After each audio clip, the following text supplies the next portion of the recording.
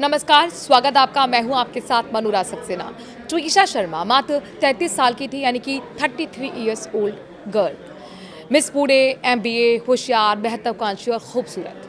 दिसंबर 2024 में love marriage के बाद सिर्फ 5 महीने में 12 मई 2026 को भोपाल के कटारा हिल्स स्थित ससुराल में फांसी पर लटकी हुई मिली।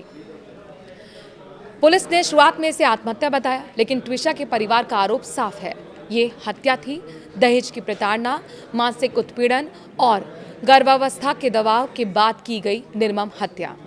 इस पूरे मामले में सबसे खतरनाक और सबसे ठंडी भूमिका निभा रही हैं ट्विशा की सास गिरिबाला सिंह, रिटायर्ड जज और कंज्यूमर फोरम की पूर्व चेयरपर्सन।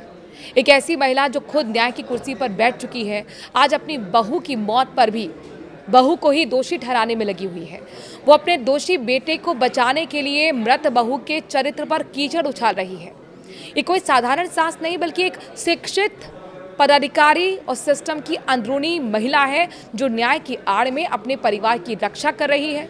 गिरिबाला सिंह ने प्रेस कॉन्फ्रेंस की, इंटरव्यू दिए और ऑडियो जारी किए। हर जगह उनका एक ही सुर है, ट्विशा वैसी नहीं थी जैसा हमने सोचा था। वो आरोप लगा रही हैं कि ट्विशा मानसिक रूप से अस्थिर थी, गांजा लेती थी, गर्भावस्था में ऑपरेशन करना चाहती थी, उसका चरित्र संदिग्ध था और शादी से पहले कई रिलेशनशिप्स थे। एक मृत महिला के खिलाफ इतने गंभीर आरोप बिना किसी सबूत के क्यों लगाए जा रहे हैं? क्योंकि उनका बेटा समर्थ सिंह फरार है, क्योंकि परिवार का दहेज और प्रताड़ना का केस बन रहा है, क्योंकि सच्चाई को दबाने की कोशिश की जा रही है। यहाँ सबसे बड़ी बात यह है कि गिरिबाला सिंह की सोच पूरी तरह पितृ सत्ता यानी कि पैट्रियार्कल सोच का नतीजा है। उनके लिए बेटा सबसे ऊपर है, बहू एक बाहर से आई हुई लड़की जिसे परिवार में घुसने का हक तो है, लेकिन परिवार की रक्षा का नहीं। बेटा भले ही दोषी हो, लेकिन बहू को ही अपराधी साबित करना जरूरी है।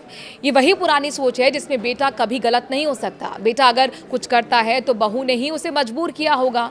बेटा अगर फरार है तो बहू ने उसे परेशान किया होगा।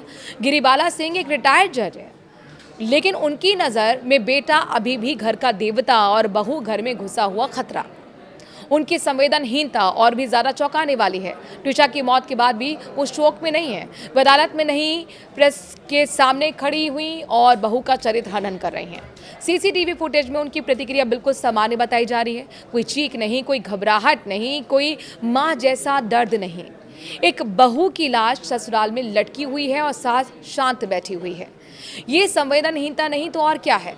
बल्कि वो प्रेस कॉन्फ्रेंस में ये तक कह रही हैं कि वो पानी पेड़ों को नहीं देती थी, वो खाना झूठन बेड के नीचे ही रख देती थी, वो दिया बाती नहीं करती थी, भगवान की अगरबत्ती से पूजा नहीं करती थी। आखिरकार जब उसकी मौत हो चुकी है, जब इतने गंभीर आरोप हत्या वाले उन पर, उनके ससुराल पर या उनके बेटे पर हैं, उस वक्त ऐसे किसी भी लड़की की कमियों को निकालना क्या इरेलेवेंट नहीं है? मतलब एक रिटायर्ड जज से आप क्या उम्मीद करेंगे? एक महिला जो खुद जज रही हैं, वो मृत बहू को थिएटर करने वाली बता रही है। मतलब ट्विशा जो पीड़ा झेल रही थी वो नाटक था। क्या कोई औरत अपनी जान देकर नाटक करती है? ट्विशा के आखिरी दिनों में मैसेज में लिखा है, मेरा जीवन नर्क बन गया है, मुझे ले जाओ, I am trapped, can't talk. Twisha की मां का आरोप है कि सास ने बहू को जबरन दवाइयां खिलाई। ट्विशा के भाई मेजर हर्षित शर्मा ने बताया कि सास बहू के निजी जीवन में लगातार घुसपैठ कर रही थी, यानी कि इंटरफियर कर रही थी। वो पूछ रही थी कि शादी से पहले कितने रिलेशनशिप्स में थी। एक रिटायर्ड जज का ये व्यवहार, ये न्याय नहीं, ये पितृ सत्ता का सबसे कठोर रूप है। गिरिबाला सिंह जैसी महिलाएं सबसे खतरनाक इसलिए हैं क्योंकि वो शिक्षित हैं, पद पर हैं, फिर भी पितृ सत्ता की सबसे मजबूत रक्षक बन जाती हैं। ये बेटे को देवता बनाती हैं और बहू को बोझ। उनके लिए बहू की जान से ज़्यादा महत्वपूर्ण बेटी की प्रतिष्ठा है।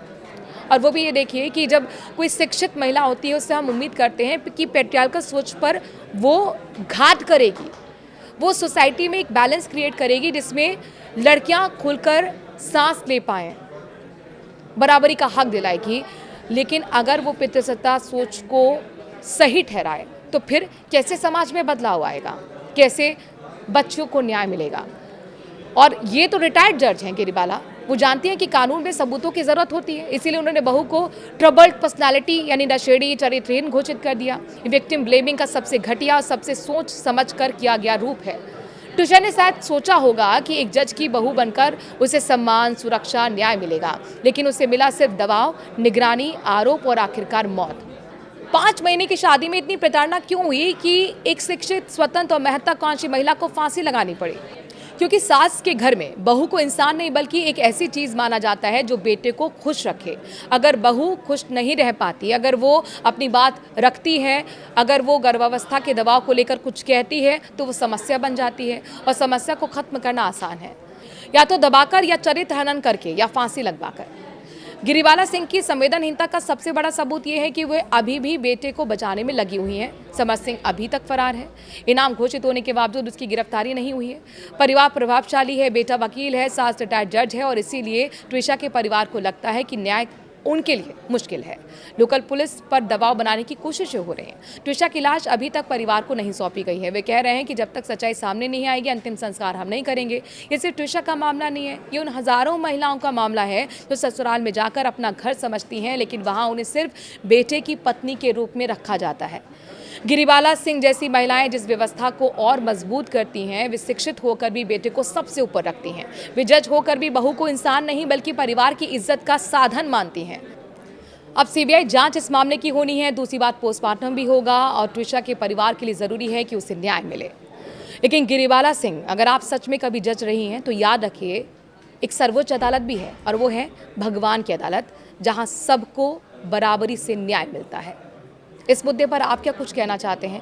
अगर आप भी किसी बेटी की माँ हैं तो चुप नहीं रहिए, अपनी बात कमेंट के जरिए ज़रूर रखिए, और हमारी बात अगर आपको अच्छी लगी हो तो इस वीडियो को शेयर भी कीजिए। नमस्कार।